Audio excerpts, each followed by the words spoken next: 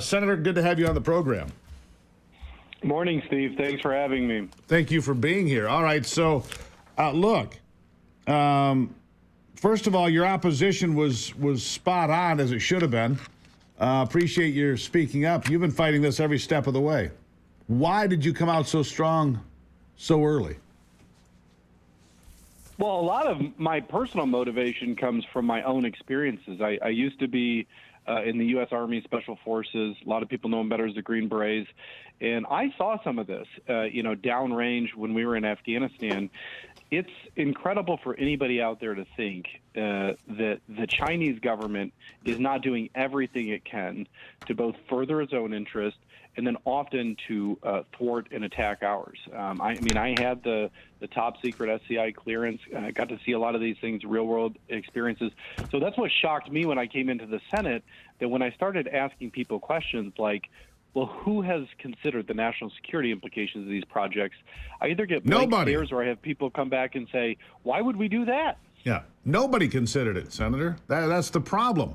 That's right. And here's the thing. During the State of the State address here recently, Governor Whitmer noticeably forgot to mention any of these plants, which previously she's been, cheerleading, celebrating, talking about, telling us how great they were for jobs and this and that. All of a sudden, the plant down, the Blue Oval plant in Marshall, the cattle plant there, it's been scaled back massively.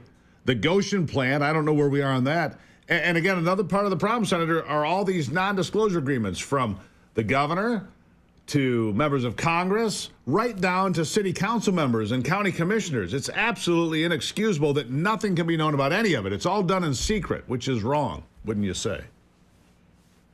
I would say 100%. I had an amendment we forced a vote on for non-disclosures to get rid of them entirely. Actually got one of the Democrats to cross over on that. I felt like that was progress. But there are three primary problems you touched on. Number one, these are bad economics. You can do the math. Number two, they are bad government when you talk about transparency, the way we're treating taxpayer money. And number three, they do have real risk when we get back to that national security angle. So what about Leon Panetta? The headline here is Leon Panetta could end up testifying. How would that be? How would that come to pass? Well, fortunately, at a congressional level, there's a select committee that's digging into this issue more broadly of influence from the CCP.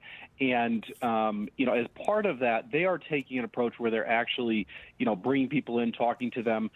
Congressman Molinar, who's not my congressman, but God bless him for asking the question, when Leon Panetta was in front of Congress, he asked him specifically about the Goshen battery plant.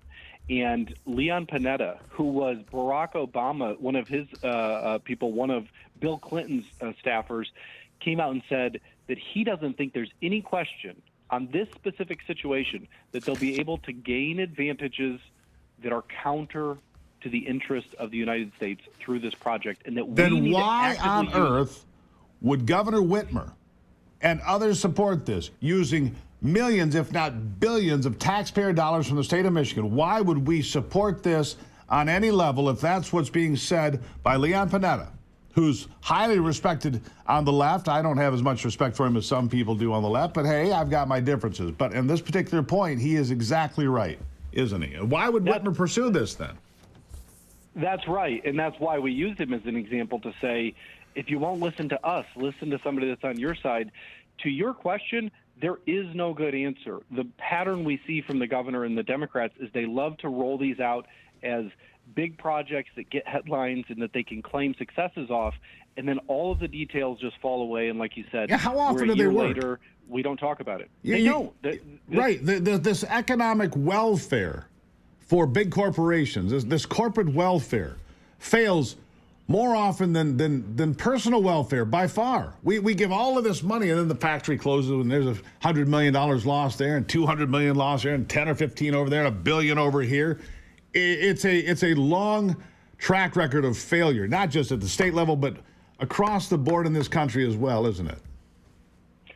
That's 100% right. It's bad economics. It's so bad that last year during the budget season, we were getting close and the Democrats needed some Republican votes. And I tell my constituents this. I'm in a very conservative place, and I said I would offer the Democrats my vote on immediate effect in the Senate for what was a terrible budget if they would unwind these 2 battery plants and put that money either into public safety or local roads. Those were 2 of the options I gave them. We could have put hundreds of millions of dollars into things that would have had real positive consequences for the people, and they turn it down every time. They want the blitz, the headlines. They want to be able to go out and run a news cycle and say we've got some great accomplishment. But that didn't happen, did it? They didn't No, take they your didn't. offer. That's my point. Is we offer these things. We say we'll do something with you guys to try to make Michigan better in demonstrable ways, and instead they continue down this path of supporting these very foolhardy projects that have real concerns, real security concerns. And I hope that it's not too late to get some people to wake up to this. We continue to push on it. Right, and this particular operation in Marshall, I mean, it's right front row for you, isn't it? Right there. Yeah, that's right. I mean, I've got a lot of people in my district who say they, live in Marshall. I don't quite have Marshall, but it's the surrounding areas. But I drive by there all the time, and I think that they poured $500 million of taxpayer money into it before they ever did the pause and the scale back and all this. That's hard dollars. That's real tax money That's that we right. took from the people of Michigan, poured into this site prep, not knowing if we were going to get anything out of it. At one point in time, they paused the project and said, "We're not sure if we're going to do it anymore." Now it's back on at a smaller level. But we see it in our community. The opposition I've seen there has been fierce from the people. And it's also, you can't make the math work. When they did this down on the Kentucky-Tennessee border, I spoke with the speaker down in Tennessee. Even if you do want to approach these, there is a way to do it responsibly. It's a investment. Yeah, I've got an idea. Time, I think. Here's my idea of how to do it responsibly. Let the free market dictate. And that includes EVs. That's the best. That includes EVs. That includes the construction of plants. That doesn't mean giving away taxpayer dollars. We're $140 billion in debt, give or take, in Michigan. Nobody ever talks about that. And we're giving away money we don't have to companies in places we don't understand and shouldn't trust. I mean, that's the bottom line, Senator. I appreciate you being an outspoken critic of this, as you should be. You need more people on your side. Count me there today. Senator Jonathan Lindsey. I appreciate bringing me on so that more people could hear about this. Thank you so much, Yeah, Steve. you come back anytime because your voice needs to be heard. Common sense is woefully lacking, not just in Lansing, but in D.C. So the more we can inject into the conversation, the better off we are. Senator, thank you. Thank you so much, Steve. There you have it. Senator Jonathan Lindsey, the 17th. That's Coldwater is where he's from, by the way. Coldwater.